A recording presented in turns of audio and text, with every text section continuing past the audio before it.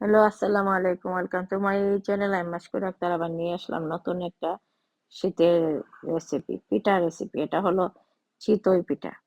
আমি কিভাবে চিতই পিঠা ঘরে বানাই, আমার পুরো ভিডিওটা দেখেন। পুরো ভিডিও দেখে বুঝতে পারবেন যে আমি কিভাবে চিতই পিঠাটা তৈরি করি। একবার শেষ পর্যন্ত দেখতে হবে, তা না হলে বুঝতে পারবেন না।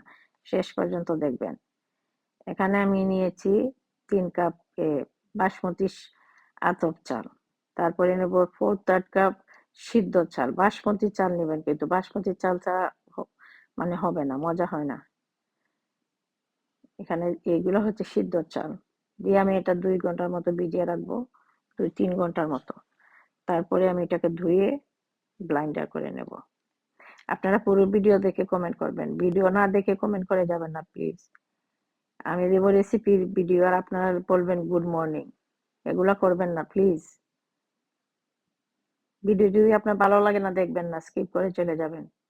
যদি দেখেন পুরো ভিডিও দেখে কমেন্ট করবেন। এখন আমি চালগুলা ধুয়ে এখন ব্লাইন্ডার করে নেব। বেশি পাতলা করবেন না, বেশি পানি দিবেন না। আমি দেখাবো কিভাবে আপনাদের রাখতে হবে। আমি এটার মধ্যে পানি একটু বেশি দিয়েছি ব্লাইন্ডার করে, আবার আমি এটার মধ্যে আরো চাল মিক্স করব, তারপরে আবার ব্লাইন্ডার করব।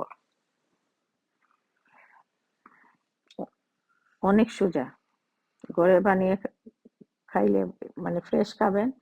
তারপরে দোকান থেকে আনলে তো আমরা এটা পুরাতন নিয়ে আসি, অথবা ডিপ ফ্রিজে রাখাগুলো নিয়ে আসি।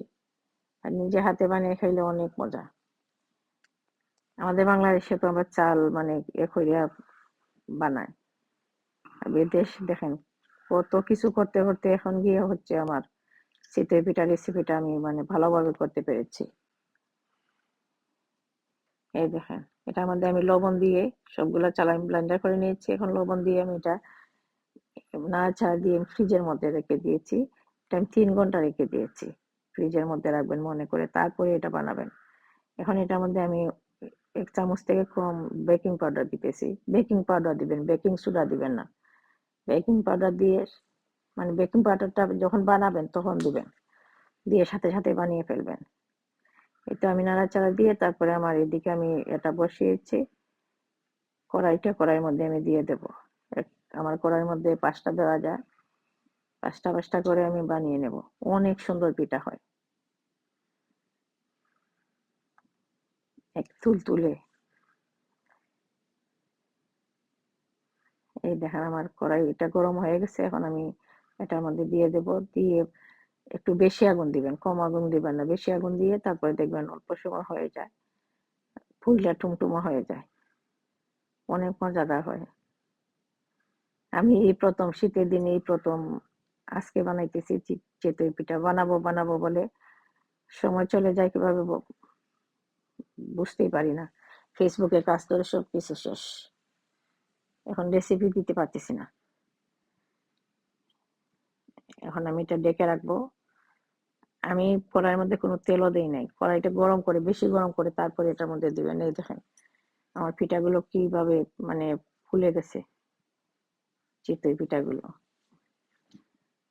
আমি এটা আজকে দুধ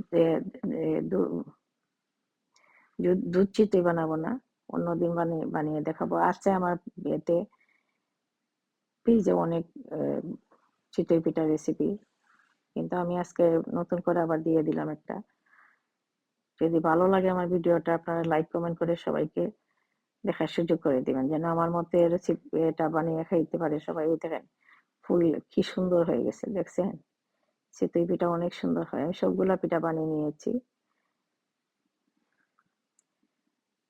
সবাই ভালো থাকবেন, সুস্থ থাকবেন, আমার জন্য দোয়া করবেন। আবার যেন নতুন রেসিপি নিয়ে আপনাদের মাঝে হাজির হতে পারি। আল্লাহ হাফেজ।